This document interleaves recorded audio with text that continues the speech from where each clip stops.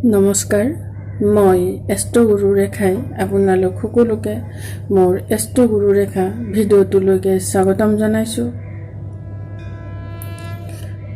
আজি মই আপোনালোকলৈ লৈ আহিছোঁ পিতৃপক্ষ উপলক্ষে আমাৰ পূৰ্বজৰ প্ৰতি আমাৰ যি শ্ৰদ্ধা ভক্তি বা তেওঁলোক সুখেৰে থকাৰ শান্তিৰে থকাৰ কামনা কৰি আমি কেনেদৰে ভগৱানৰ ওচৰত প্ৰাৰ্থনা কৰিম সেই বিষয় লৈ বৰ্তমান পিতৃপক্ষ চলি আছে।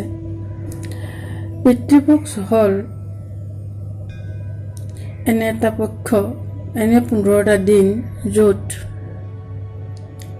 যমৰাজে আমাৰ যি পূৰ্বজ থাকে সেই পূৰ্বজক অনুমতি প্ৰদান কৰে নিজৰ আত্মীয় স্বজনৰ লগত চাবলৈ, আৰু সেইমতে তেওঁলোকে পৃথিৱীলৈ আহে।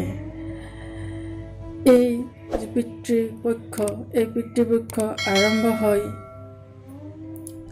ভাদ মাহৰ পূৰ্ণিমাৰ পৰা আহিন মাহৰ অমাৱস্যালৈ।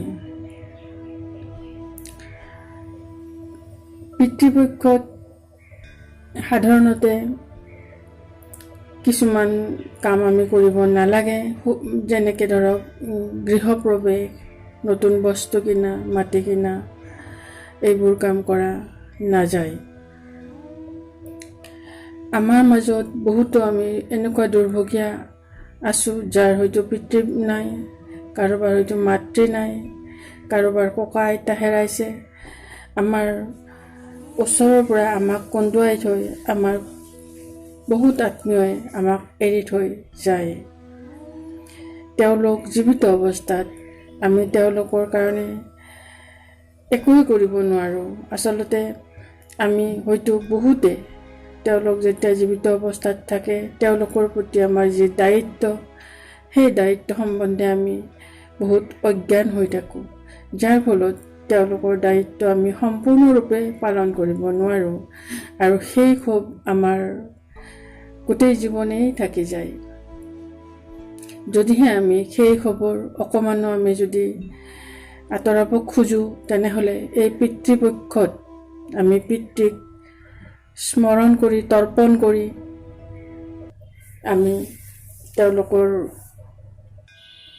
যাতে কুশলে থাকে, তেওঁলোকে যাতে মুক্তি পায়, তেওঁলোকৰ আত্মাই যাতে শান্তি পায়, তাৰ ব্যৱস্থা কৰিব পাৰোঁ, আৰু লগতে আমি তেওঁলোকৰ পৰা আশীৰ্বাদ ল'ব পাৰোঁ। ভগৱানৰ আশীৰ্বাদ আমাৰ বাবে যেনেকৈ প্ৰয়োজন, তেনেকৈ প্ৰয়োজন আমাৰ পূৰ্বজৰ আশীৰ্বাদো। আমি বিভিন্ন বিবাহ কাৰ্যত বা বিভিন্ন কাৰ্যত আমি দেখোঁ যে প্ৰথমতে আমাৰ পূৰ্বজক পূজা কৰি লোৱা হয়। বিশেষকৈ যেতিয়া আমাৰ বিবাহৰ দিন যিদিনা ধাৰ্য কৰা হয়, সেই দিনটোত প্ৰথমতে আমাৰ পূৰ্বজক স্মৰণ কৰি লোৱা হয়। আমাৰ পূৰ্বজক আমি যিহেতু প্ৰকৃতিৰ নিয়ম আমি হেৰুৱাব লগা হয়, এদিন সকলো নাইকিয়া হৈ যায় পৃথিৱীৰ পৰা, ঠিক তেনেকৈ আমাৰ পূৰ্বজও আমাৰ পৰা আঁতৰি যায়, কিন্তু আমাৰ আত্মাৰ পৰা তেওঁলোক আঁতৰি নাযায়। তেওঁলোকৰ কথা আমাৰ যিকোনো মুহূৰ্ততে, যিকোনো সময়তে, যিকোনো শুভ কামত বা যিকোনো দুখৰ সময়তো মনত নপৰাকৈ নাথাকে। গতিকে এই আত্মাৰ লগত যি আমাৰ পূৰ্বজৰ সম্বন্ধ, সেই সম্বন্ধ আমি কেতিয়াও নুই কৰিব নোৱাৰোঁ। এই সম্বন্ধৰ প্ৰতি যি আমাৰ শ্ৰদ্ধা ভক্তি, সেই ভক্তিকে আমি যদি তেওঁলোকক স্মৰণ কৰোঁ, তেওঁলোকৰ আশীৰ্বাদ লওঁ, তেওঁলোকে বহুত শান্তি পায়, আৰু তেওঁলোকৰ আত্মাই শান্তি পোৱাটো জানো আমি নিবিচাৰোঁ।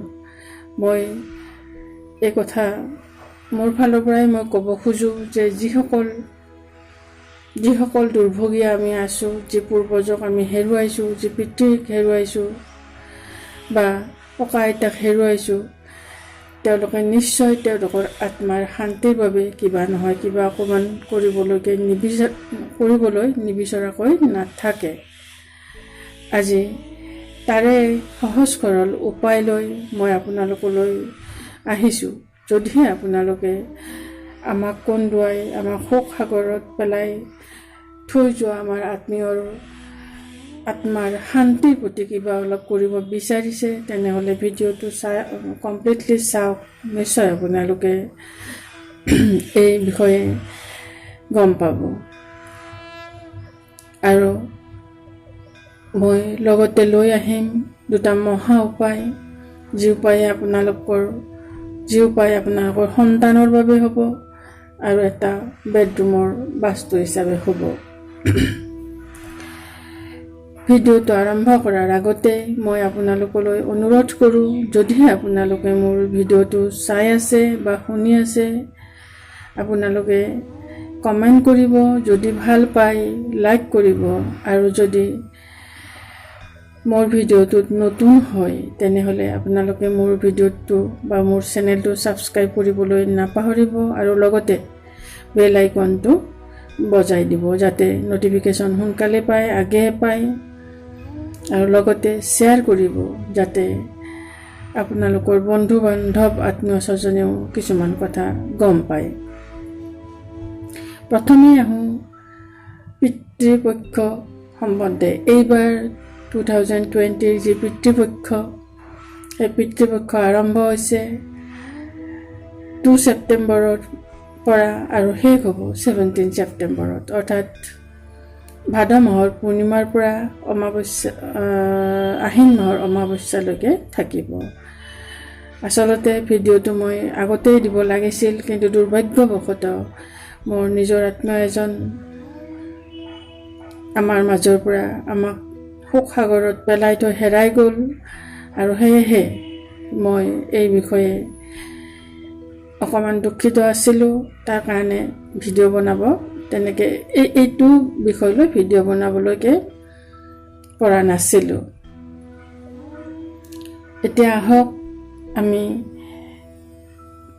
পিতৃপক্ষত আমি কি কৰিলে আমাৰ পূৰ্বজ, আমাৰ যি আত্মীয় সন্তুষ্ট হ'ব, সেই কথাটো কিছু পৰিমাণে আমি জানো। বৰ্তমান লকডাউনৰ সময় বা বৰ্তমান সময়ত আমি বহুত বস্তু নাপাওঁ, ওচৰতে নাপাওঁ, বহুত কাম আমি সহজে কৰিব নোৱাৰোঁ। গতিকে এটা কাম আপোনালোকে সহজে কৰিব পাৰে, সেয়া হ'ল আহঁত গছৰ জৰিয়তে কৰা এটা উপায়।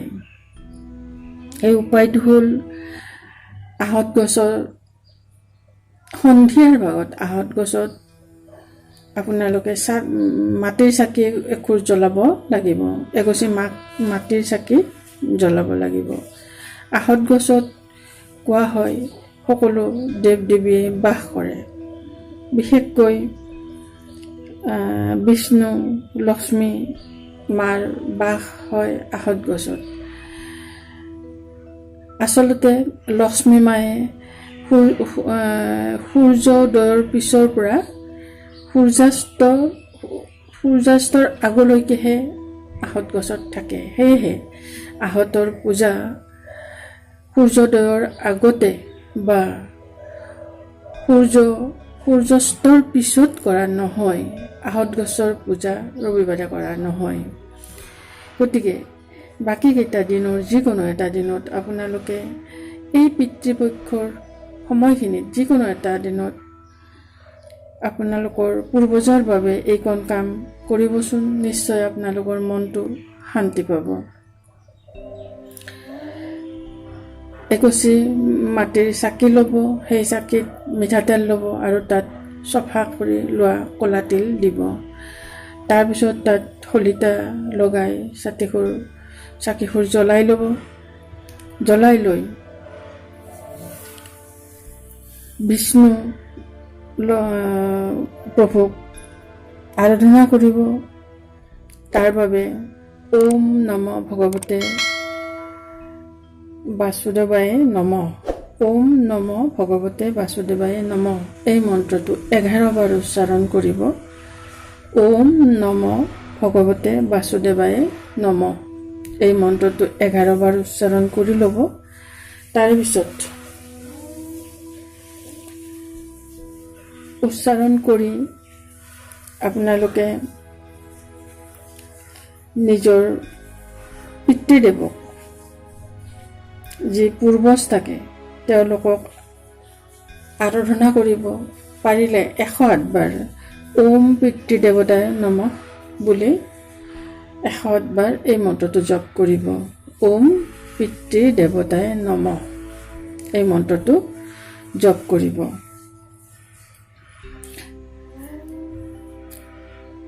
এনে কৰাৰ ফলত আপোনালোকৰ পূৰ্বজে শান্তি পাব।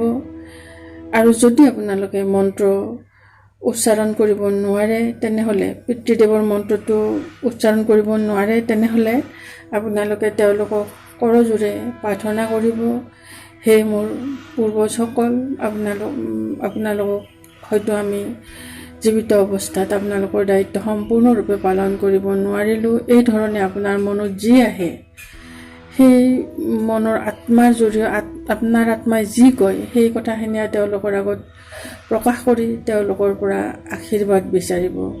তেওঁলোকে যেন আমাক দায় দোষ নধৰে, ক্ষমা কৰে আৰু তেওঁলোকে আমাক আশীৰ্বাদ কৰে, তাৰ বাবে তেওঁলোকৰ ওচৰত কাতৰে প্ৰাৰ্থনা কৰিব। সদায় তেওঁলোক সুখেৰে থাকক, শান্তিৰে থাকক এই প্ৰাৰ্থনা ভগৱানৰ ওচৰত কৰিব। আৰু এনেদৰে আপোনালোকে এই পিতৃপক্ষত আপোনালোকৰ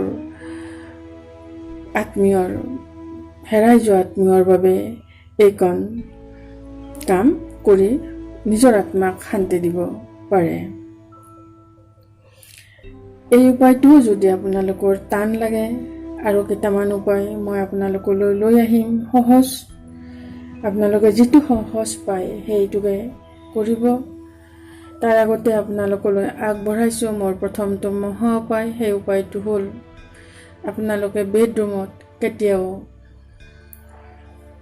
লোহাৰ বস্তু, লোহাৰ পালেং নাৰাখিব। লোহা শনিৰ বস্তু হয়, শনিৰ পদাৰ্থ হয়।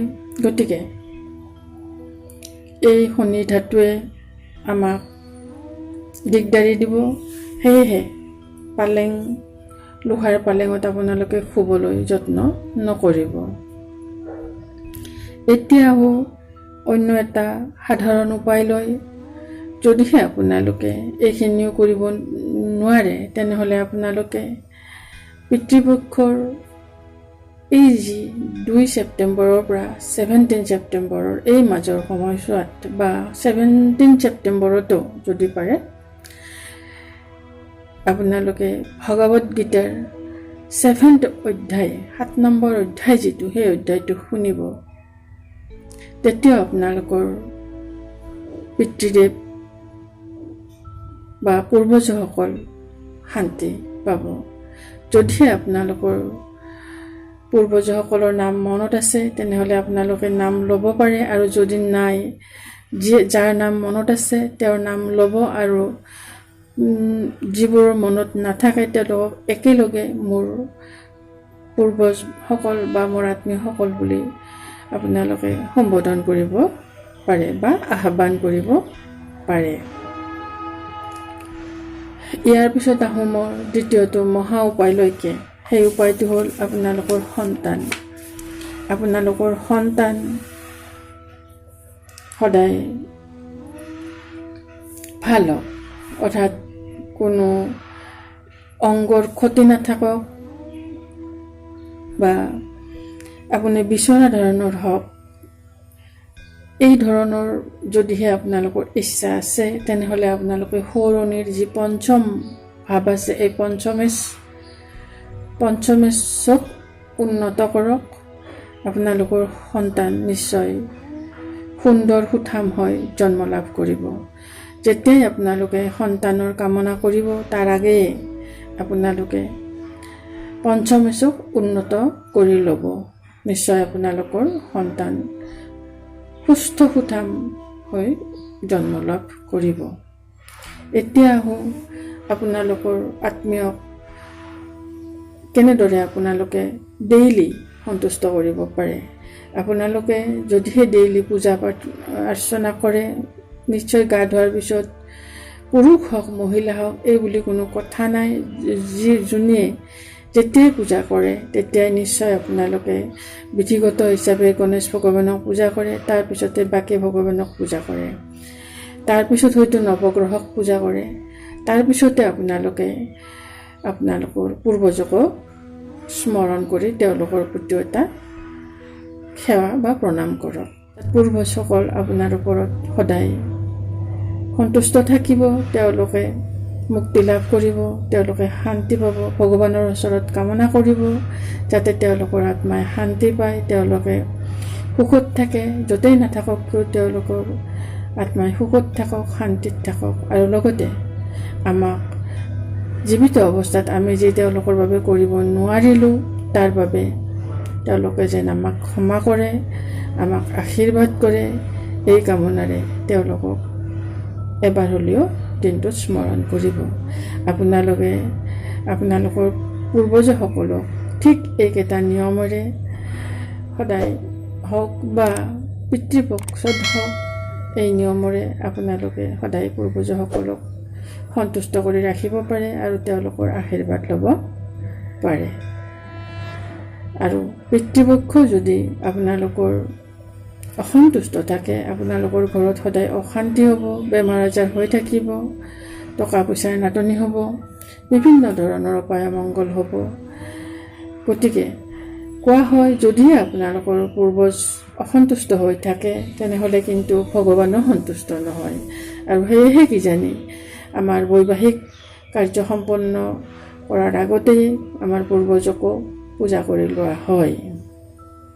যেই নহওক মই এষ্ট্ৰগুৰু ৰেখাই মোৰ সামান্য জ্ঞানেৰে যিখিনি পাৰিলোঁ আপোনালোকৰ পূৰ্বজৰ প্ৰতি শ্ৰদ্ধা নিবেদনৰ বাবে এইখিনি কথা ক'লোঁ। আচলতে শ্ৰাদ্ধ বুলি আমি এইকাৰণেই কওঁ, য'ত শ্ৰদ্ধা থাকে সেয়াই শ্ৰাদ্ধ। গতিকে পূৰ্বজৰ প্ৰতি এই শ্ৰদ্ধা নিবেদনৰ সহজ সৰল কেইটামান উপায় আগবঢ়াই আপোনালোক কুশলে থকাৰ কামনাৰে মই মোৰ আজি ভিডিঅ'টো সামৰণি মাৰিলোঁ। ধন্যবাদ।